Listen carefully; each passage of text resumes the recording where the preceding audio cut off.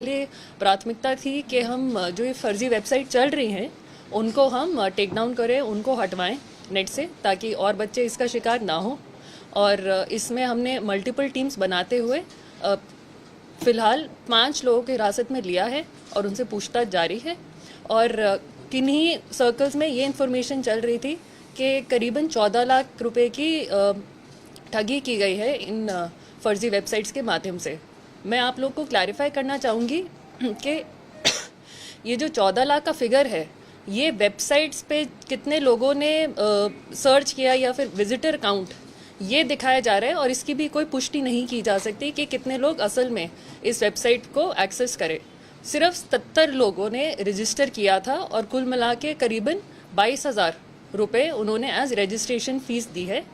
तो हमारी अभी जांच चल रही है और हमारे साथ HSSC के मेंबर भूपेंद्र सर भी हैं, और यदि वो इस पे कुछ प्रकाश डालना चाहें सर।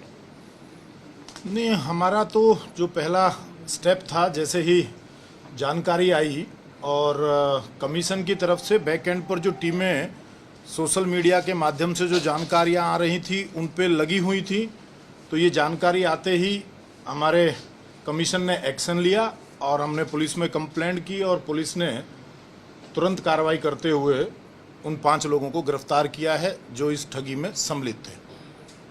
कब से हो रहा था? 3 दिन पहले से स्टार्ट हुआ। आपको कैसे पता लगा? कोई सेम डे। किसी कैंडिडेट ने? हमारी अपनी बैक एंड पर टीम है जो सोशल मीडिया पर हमारे चेयरमैन आदरणीय हिम्मत सिंह जी सब अभ्यर्थियों को बार बार कैसे फॉर्म भरा जाए, कैसे किया जाए, सोशल मीडिया के माध्यम से अभ्यर्थियों के टच में थे। वहाँ से हमें जानकारी आई और हमने ये एक्शन लिया। तो जो इन्होंने साइट तैयार की, वो आप जैसी मेल खाती थी, कैसे वो एक कैंडिडेट उस पर विश्वास कर रहा था? कोई आपकी तरफ से कोई कॉशन नहीं दी गई? नहीं, हमने तो बार बार अभ्यर्थियों को कहा है सोशल मीडिया के माध्यम से भी कि साइट पर जो हमारा लिंक है उसी के थ्रू आप लोग अप्लाई करें, लेकिन फिर भी 77 लोग वहां गए हैं, तो कुछ बच्चे हो सकते हैं जिन्होंने वहां जाकर किया है। पिछले जो 5 लोग गिरफ्तार किए हैं पुलिस ने, तो ऐसी एप्रीहेंशन है कि वो कोई कैंडिडेट ही हो सकते हैं, कोई ऐसा कोई गैंग है जो इस तरह की चीजें कर रहा है बार बार? अभी जी हमारी पूछताछ चल रही है, तो उनको अभी हम जैसे 3 लोग हमने गोरखपुर से हिरासत में लिए हैं, एक व्यक्ति फतेहाबाद का है और एक व्यक्ति कुरुक्षेत्र का है। तो 5 से पूछताछ चल रही है साइमल्टेनियसली। तो ये एज अ गैंग ऑपरेट करते थे या क्या था, वो अभी क्लियर हो जाएगा में। अभी फ़िलहाल नहीं जी, हम थोड़ा सा जांच पूरी अपनी कर लें, उसके बाद हम आप सभी से ये साझा करेंगे।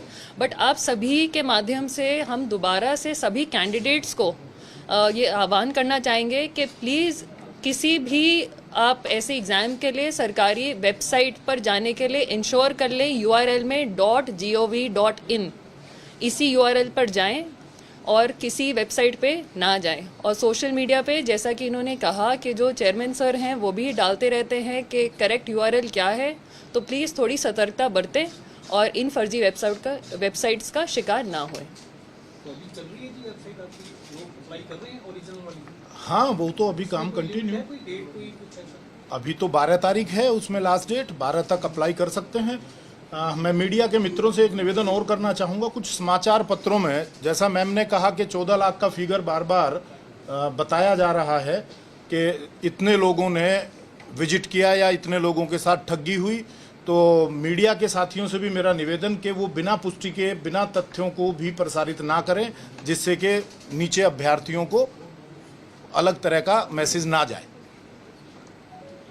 इसमें जो 5 लोग गिरफ्तार किए गए उसमें तो महिलाएं भी शामिल हैं जी, एक महिला है।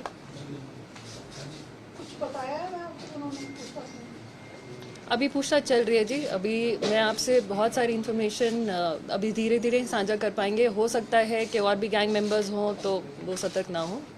कहाँ के से है ये जो पकड़े हैं? जैसा कि मैंने शेयर किया, 3 लोग गोरखपुर के हैं, एक व्यक्ति फतेहाबाद का और एक व्यक्ति कुरुक्षेत्र से। ये ऑपरेट भी वहीं से हो रहा था, गोरखपुर से ही ऑपरेट हो रहा था ये वेबसाइट? जी, जो सर्वर की डिटेल्स हैं, जो सर्वर पे रजिस्ट्रेशन की गई थी, वो गोरखपुर से की गई थी। एज ग्रुप कितना है? एज ग्रुप 25 से 40 के बीच में है जी। कुछ इनकी हिस्ट्री पर चली नहीं थी, पहले हिस्ट्री क्या, वो क्राइम हिस्ट्री क्या है या नहीं? फिलहाल अभी कोई भी इनके क्रिमिनल एंटीसीडेंट सामने नहीं आए हैं, बट हम वेरीफाई कर रहे हैं। सर, जिस तरीके से अभी ये मामला सामने आया और इस तरह की आशंका बनी रहती है, क्योंकि अब जिस तरह से ऑनलाइन हैकर्स की भी, ऑनलाइन फ्रॉड के कई केसेस आते हैं सामने, तो आपको लगता है आयोग को भी इसके लिए एक अपनी टीम को गठित करना चाहिए? जब भी आप इस तरीके की परीक्षा या एनरोलमेंट मांगते हैं, आवेदन मांगते हैं, तो उससे पहले ही वो सक्रिय हो जाए ताकि ऐसे फ्रॉडस्टर्स को मौका ना मिले उस चीज़ को कैश करने के लिए। देखिए, जैसा मैंने बताया कि आज तीसरा दिन है, यदि कमीशन के एंड पर एक्टिवनेस नहीं होती तो सेम डे कंप्लेंट रजिस्टर्ड नहीं होती। हमारे कमीशन के सेक्रेटरी साहब बैठे हैं, इन्होंने एप्लीकेशन सेम डे जैसे ही आया उसी वक्त हमने पुलिस को इन्फॉर्म किया और ये कार्रवाई 3 दिन में पुलिस ने सक्रियता से भूमिका निभाते हुए उन लोगों को गिरफ्तार किया। सर, ये पैसे कैसे ले रहे थे? मतलब कोई कैंडिडेट से ही कह रहे थे कि उसी में ही आप दर्ज कराइए अमाउंट, या कैसे कोई पर्ची दी जा रही है? या किसी महिला का अकाउंट नंबर इसमें जारी किया गया था? इसकी जानकारी मैं देना चाहूँगी आप सभी को। तो ये जो फर्जी वेबसाइट्स थी, इसमें वन टाइम रजिस्ट्रेशन करा रहे थे वो लोग सीटेट एग्ज़ाम के लिए, और वन टाइम रजिस्ट्रेशन फ़ी जो चार्ज हो रही थी वो QR कोड के माध्यम से जारी हो रही थी। तो QR कोड पे लोग पेमेंट कर रहे थे और ऐसे वो पैसे साइफन ऑफ कर रहे थे। जी, मैं आप सभी को दिखाना भी चाहूँगी कि वो वेबसाइट हम टेक डाउन कर चुके हैं। जी, वो खैर 4 तारीख को ही हो गई थी।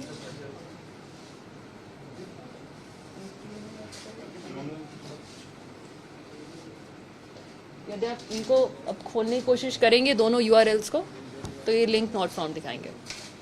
और ये उसी दिन रात को 4 तारीख का ही हो गया था, ताकि कोई और बच्चा, कोई और अभ्यर्थी इसका शिकार ना हो। हाँ जी, और जो QR कोड, जैसा कि वन टाइम रजिस्ट्रेशन फ़ी के लिए था, QR कोड भी उस दिन डिसेबल करा दिया गया था।